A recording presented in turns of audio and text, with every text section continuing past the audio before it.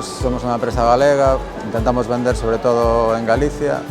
somos de Lugo, estamos a un paso de Coruña e a máis a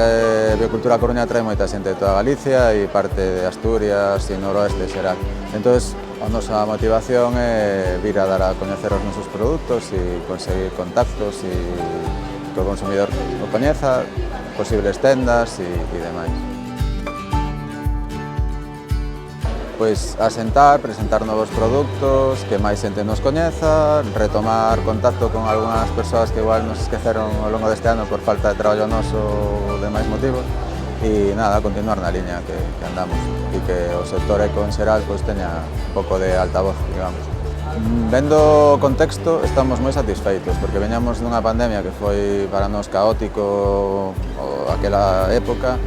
coa nova situación bélica tan cercana tamén pensábamos que iba a ser e o certo é que máis ben nos sorprendeu gratamente porque moita xente empezou a valorar cousas que non valoraba antes igual